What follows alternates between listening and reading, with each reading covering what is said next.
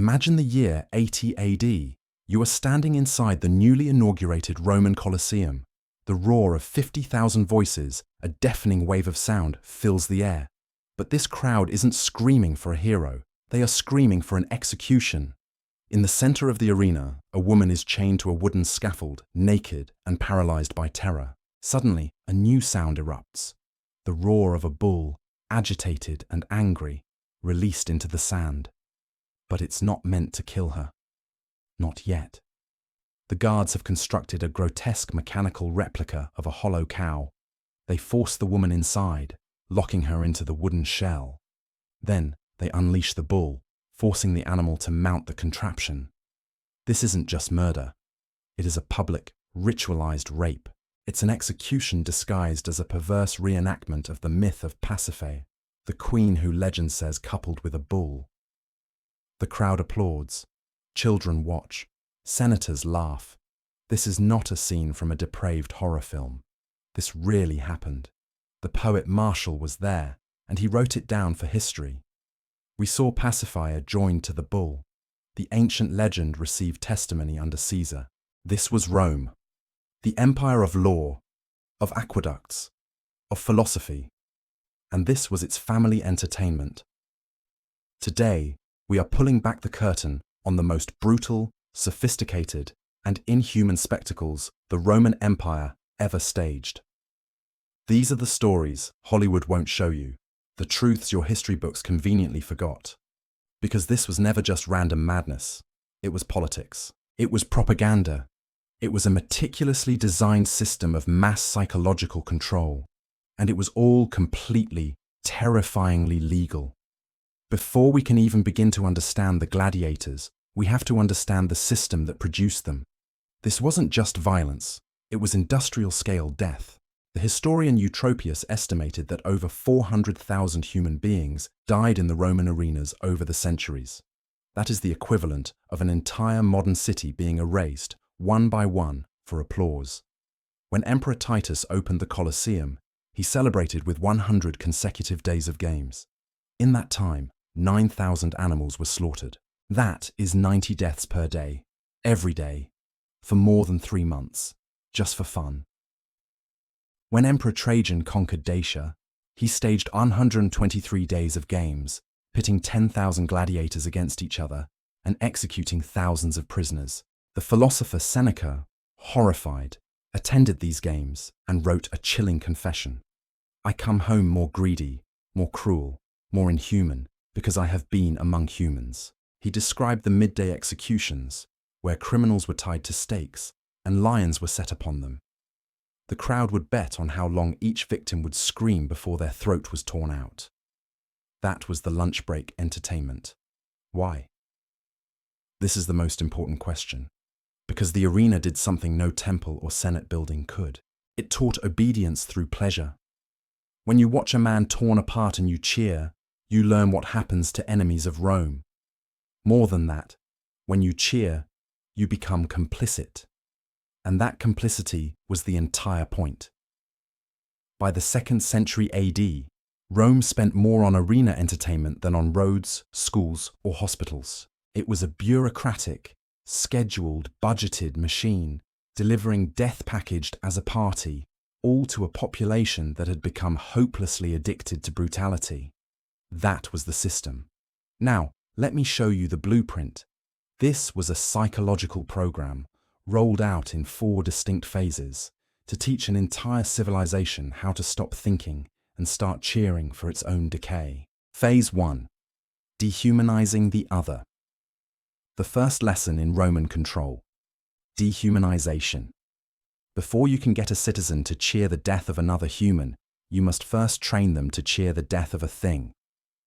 This began with the Venationes, the great animal hunts. But these weren't hunts.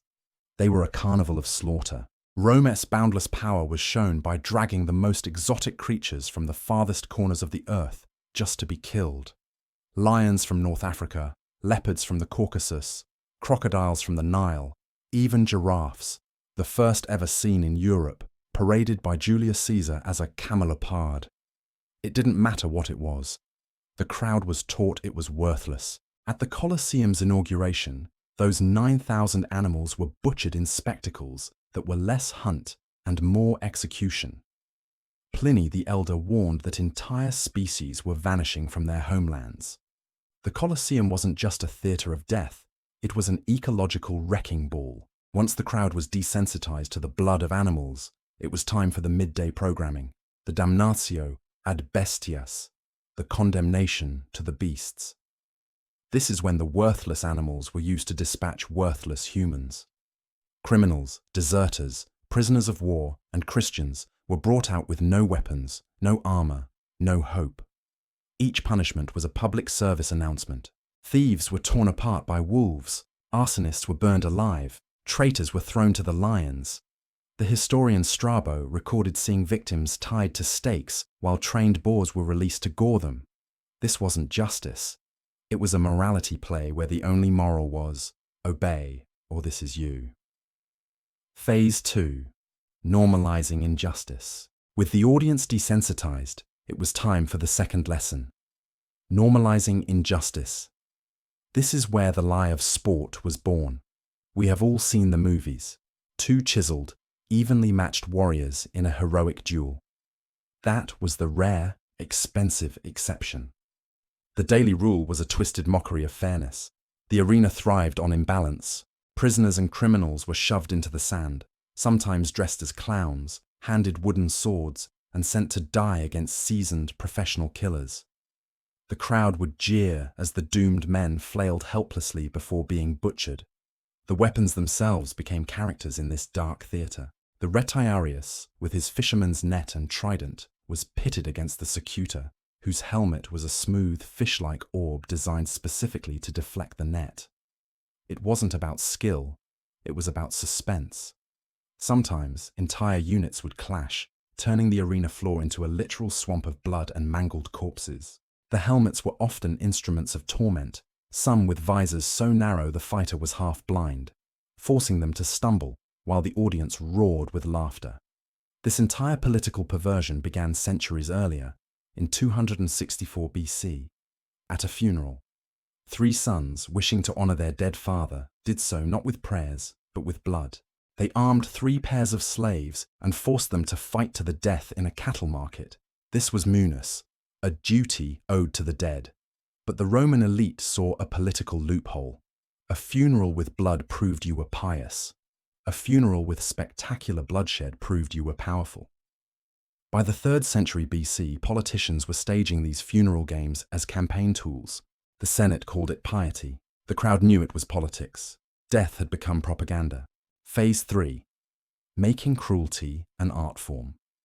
The crowd was now numb to death and injustice. It was time for the third lesson. Making cruelty an art form.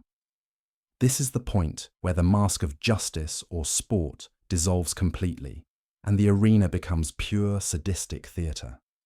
For the truly condemned, it wasn't enough to simply die. They had to perform their own demise. These were the mythological executions, where Rome's great legends were brought to life with real bodies. A prisoner was forced to play Orpheus, the musician who tamed beasts. He was given a lyre and shoved onto a stage. In the myth, animals sat enchanted. In the arena, a bear was released mid-performance and mauled the singer to death. The poet Martial, who saw it, chillingly wrote, "We saw Orpheus. He was torn apart." Another victim was forced to play Daedalus, suspended on crude fake wings. He flew briefly over the arena before being dropped from a great height to be torn apart by the beasts waiting below. And of course, there was Pasiphae, the woman in the mechanical cow from our opening. She wasn't just a criminal, she was a prop in a pornographic snuff film, staged for 50,000 people.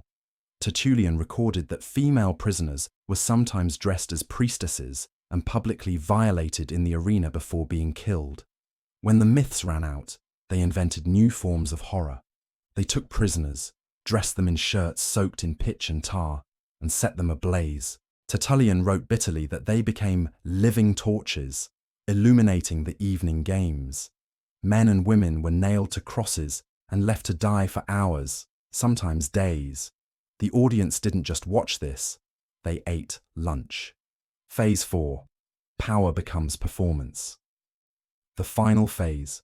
The empire is at its peak. It has mastered death, justice, and art. The only thing left to master is reality itself. This is the final lesson. Power becomes performance. What do you do when you've conquered every enemy on land? You conquer the sea, even where one doesn't exist. These were the naumachii, the mock naval battles, spectacles on a truly insane scale.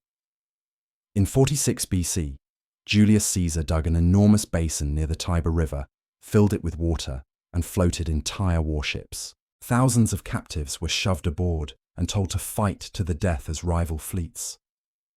They weren't actors. They were men condemned to die for applause, a floating slaughterhouse. Augustus expanded on this, creating a basin fed by a custom-built aqueduct just to keep it full.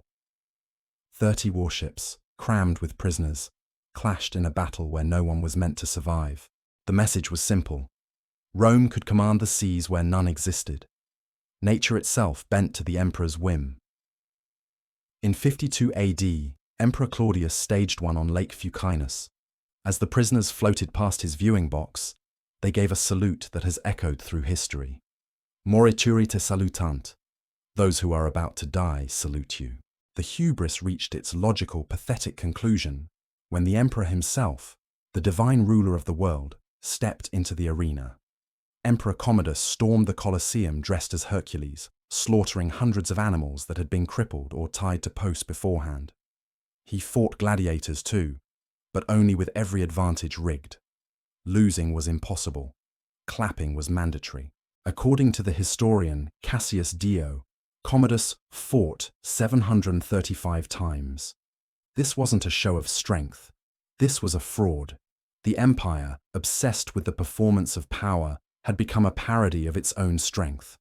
An empire that spends more on spectacles than on its military is an empire writing its own obituary. The philosopher Seneca had seen the rot setting in over a century earlier. His words are a diagnosis of the Roman soul. I come home more greedy, more cruel, more inhuman, because I have been among humans. This is the true poison of institutionalized cruelty. It doesn't just kill the victim, it corrodes the spectator. Violence seeped past the arena walls, poisoning daily life. The historian Juvenal mocked the populace, saying they cared for only two things: panem et circenses, bread and circuses. The state had traded civic duty for cheap grain and a ticket to the slaughter.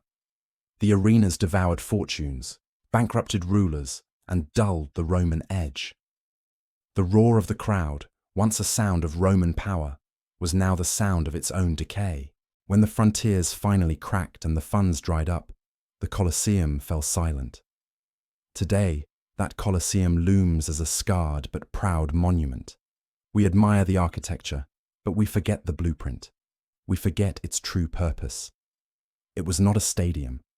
It was a machine, designed to do one thing: to reshape the human mind, to teach obedience by making 50,000 citizens at a time complicit in brutality. The arenas are Rome's truest legacy.